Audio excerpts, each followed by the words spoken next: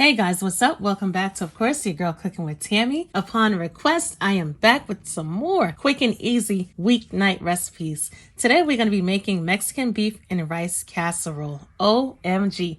When I tell you, absolutely delicious. Anyway, guys, with all of that being said, let's introduce these ingredients and get to cooking. First thing we're going to need is some ground beef.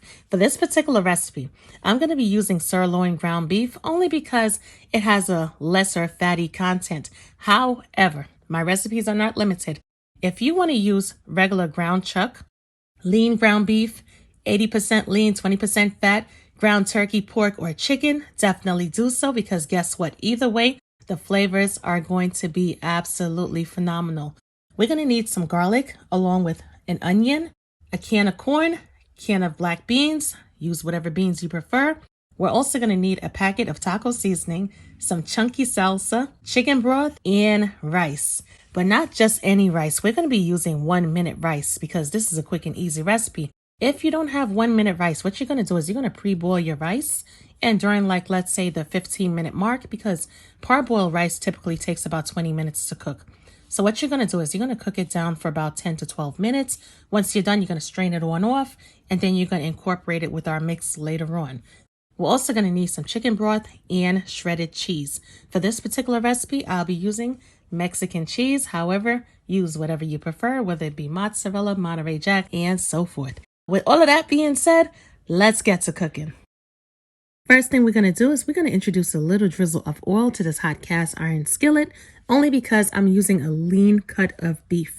If you're going to be using regular chuck or any type of fatty, let's say ground pork, don't add the oil. It's not necessary because once the meat cooks down, it's going to create its own oil. I'm going to get in there. I'm going to chop it on up, guys. Break it on down really good. Make sure it's minced perfectly.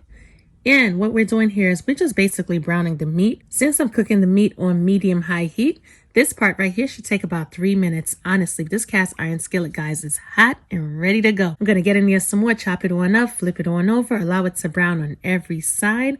We don't want to be left with any pink or any raw meat. We want it to be cooked through perfectly. After about 3 minutes, we are looking good. I'm going to get in there some more, chop it on down, break it up just a little bit more. Once we're finished, we're going to take the meat, spread it along the sides of the pan, and we want to create a little well in the middle of the pan, in which we're going to add a little oil to that little circle right there. Yes, we are. We're going to go in and we're going to add our diced onions. And at this time, we're also going to add our garlic. It doesn't matter if it's garlic paste, finely chopped garlic, minced garlic, add the garlic, basically mix it on in there. Really good. Make sure it's well incorporated. Allow these onions to cook down just a bit more. We want our garlic to be nice and cooked through, and we want our onions to be semi-translucent. Once we're done, we're going to incorporate both the garlic and onions with the ground meat. Mix it on up in there really good. Get those flavors popping. And we're done. We're going to turn our stovetop off. And we're going to grab our 9x13 casserole dish, hit it off with a little bit of nonstick cooking spray. And we're going to add our ground beef to this casserole dish, just like that. Once we get everything out of the pan, we're going to spread our meat throughout the casserole dish. Yes, we are. Quick and easy so far, right, guys? Nothing complicated. And we're going to grab for our ingredients. We're going to introduce our corn to our ground meat, along with our beans, taco seasoning, chunky salsa,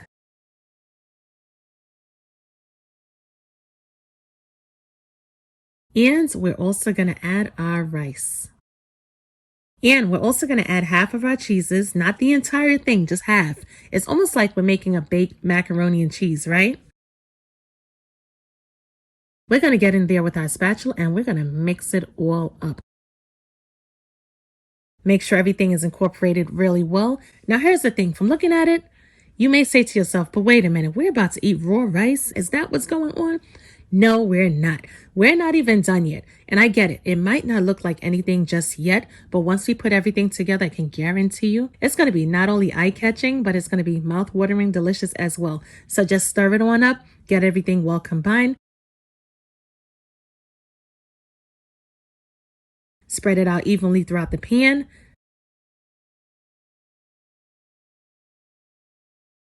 And once we're finished, we're going to add our chicken broth. And the chicken broth is just basically chicken bouillon along with water. However, if you want to purchase pre-made chicken broth, you can do that as well and add it to the mixture.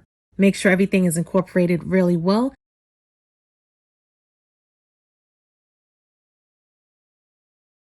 At this point in time, we're going to cover it on down with some aluminum foil. And we are going to place it in our 375-degree Fahrenheit oven for about 25 to 30 minutes. Once we're done, we're going to pull it on out, kind of check on it, make sure the rice is where it needs to be.